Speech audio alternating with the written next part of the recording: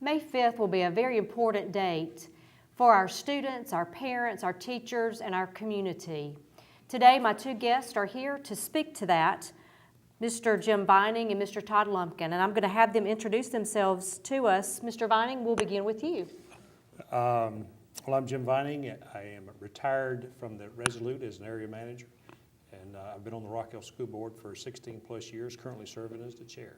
Thank you. And Mr. Lumpkin, introduce yourself to us, please. I'm Todd Lumpkin. I'm a banker with Park Sterling Bank, and I'm also on the School Bond Referendum Committee. I have two kids in the Rock Hill School District, a daughter at Rock Hill High and a son at Dutchman Creek. Well, thank you both for being with me today. Mr. Vining, please tell our audience what the significance is of May 5th. Well, the significance is, anybody who follows school finance knows that it's complicated and there's multiple revenue streams. And when we cannot keep our schools where our community expects them to be, we have that option, but in state law, to ask the community for additional resources, and that would be a referendum. So on May 5th, we're asking the community to decide if we can use $110 million as part of a referendum. So can you explain to our audience why our operating budget can't finance our capital improvements? Only if it could, because those of you know that since the Great Recession, I guess, of 2008, well, it's still ongoing because our economy has not come up. And we do not have the revenue we need in operations. In fact, this past year, our revenue didn't meet our expenses. And with 88% of the budget in operations being personnel, for us to take money from operations would be a significant reduction in the workforce. And so that's just not an acceptable method. How long did it take our board to reach the decision to go out and ask the taxpayers, and what process was used before that vote was taken? The short answer is the administration presented a proposal to the board in January, and we voted in February to have the referendum. The long answer is, as a result of the recession, we realized that revenue was not going to be where it used to be, and we knew we had needs. The board recognized that it was important to the community that we tried to resist raising taxes, and so there was a dilemma. Our finance people had to look at times when we could use bonds without raising taxes, and we had to look at our projects and prioritize those. And so shortly after that period of time, the administration formed a group called Pathfinders, which was made up of teachers, educators, community people, parents, business leaders, to help review the projects, prioritize the projects, so that when we had an opportunity to spend additional money without raising taxes, we'd be ready to go. Todd, you were a member of the Pathfinders. Can you give us some information about the role of the Pathfinders and the types of folks that served on that committee? Yeah, the Pathfinders was formed back in 2012, really before we started talking about a bond referendum or even contemplated it. It was a group of about 17 community leaders. We had 3 teachers from each school level. We had 3 principals from each school level. We had 3 parents from each school level. It's starting to sound like one up in Noah's Ark here. We had 3 real estate professionals, construction people, real estate people, planning people. We had 2 city planners involved as well. And we went over hundreds of projects and did field trips over the couple of years and had hundreds of hours of meetings looking at exactly what the school physical plant needs were. So how did you identify those projects that we now know are in the master plan? How did you come up with that list of projects? Well, we narrowed a whole bunch of projects down to 51, which is still a lot of projects, but frankly, more could be done than just the 51 projects. And these are the ones that really are a matter of stewardship of our facilities. This is money, Mr. Vining mentioned $110 million. That's a lot of money, but that's what we need to be able to fix up what we have and take care of what we have. We have some schools that were built in the 40s that need some work done to them. So Todd, state law requires that a community group, not school administrators, spearhead a school bond referendum. Since you're serving as the chairman of this community group, which supports the Rock Hill referendum, tell us who serves with you on that steering committee.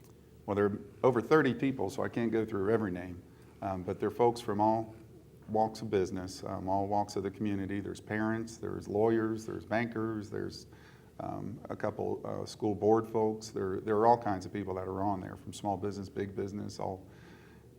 We really have it covered well. We have some committees set up, leadership committees that are for fundraising, media, and just with the goal of getting the word out on the referendum and why we need to approve it. So how were the committee members selected? What process did you go through to get the interest? About half of the committee is made up of people that were involved in the last referendum, which people forget it was back in 2005. It's been 10 years since our last referendum. But there are folks that are passionate about the schools, passionate about making sure we have the right learning environments for our kids, and want to do something about it. So what are the priorities of that committee at this time? Right now, we're organizing ourselves as far as media goes and getting the word out to be able to educate the Rock Hill community as to the importance of this referendum on May 5th. Todd, you mentioned that substantial improvements are needed in our district. Can you give us some examples of what those substantial improvements might be?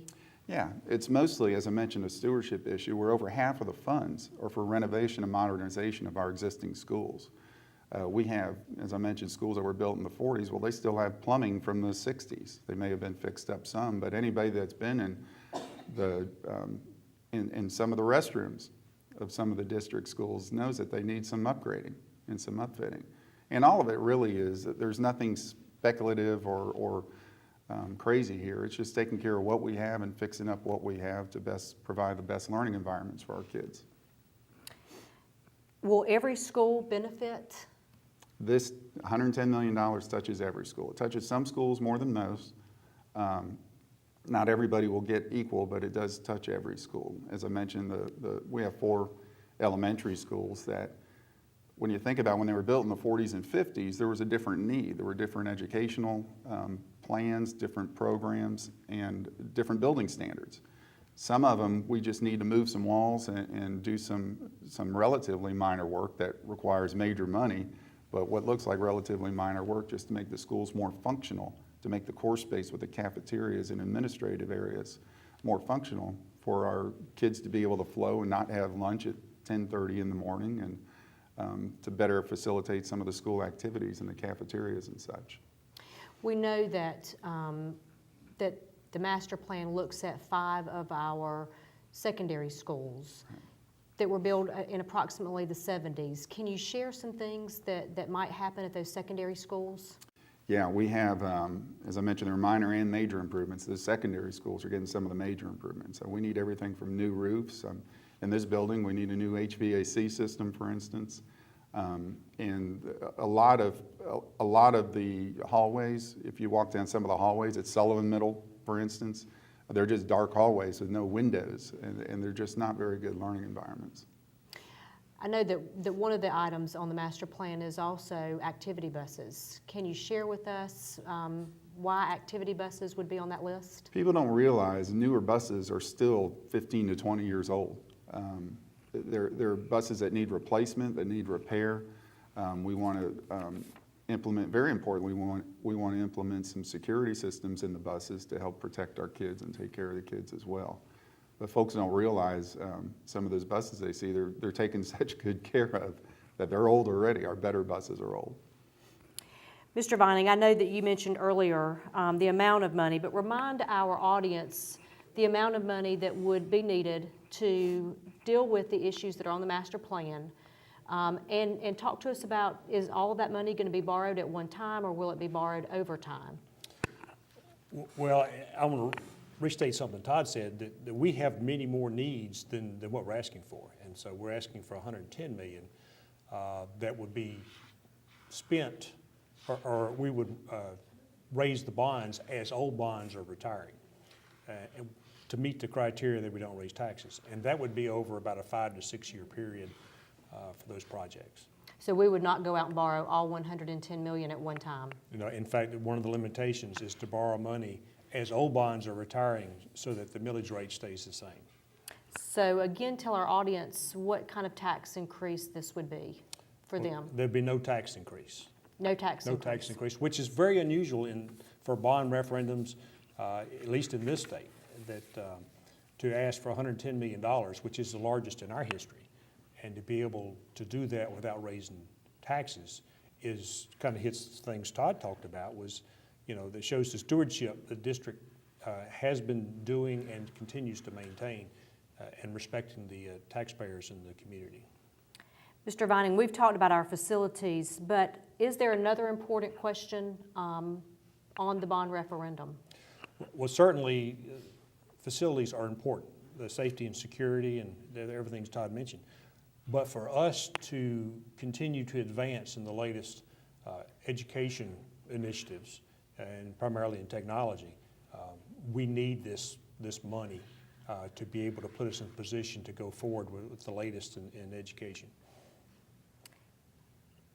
Please remind our viewers who can vote on May 5th.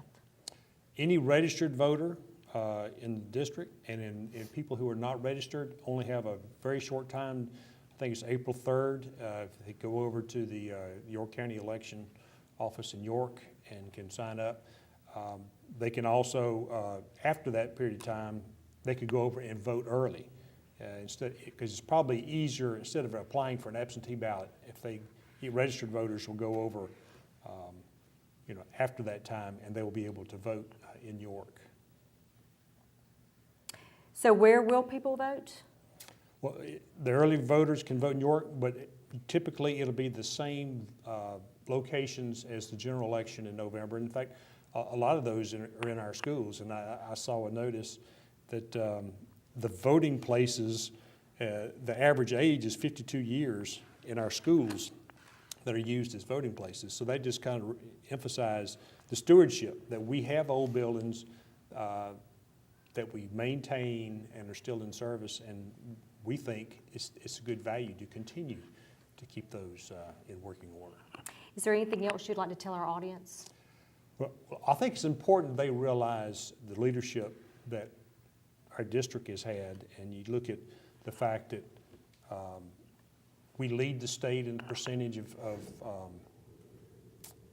buildings meeting Energy Star status. We lead the state in recycling, taking what used to be waste and generating revenue from it. We have 6 of the last 7 years, we've had a State Teacher of the Year finalist. We had Principals of the Year statewide. So we have an exemplary group of employees who are moving forward with this. Our schools will be a reflection of the expectations of our community, and May 5th is an opportunity for them to voice their expectations of keeping our schools where they need to be. We'd like help in communicating that, tell people what's going to be done, and to get out the vote on May the 5th. Many things to be proud of in our school system. Todd, is there anything that you would like to add for our audience? This is a very important initiative. We all like to talk about our roads and the highway system in the state. Well, that's easy to see when that's not taken care of.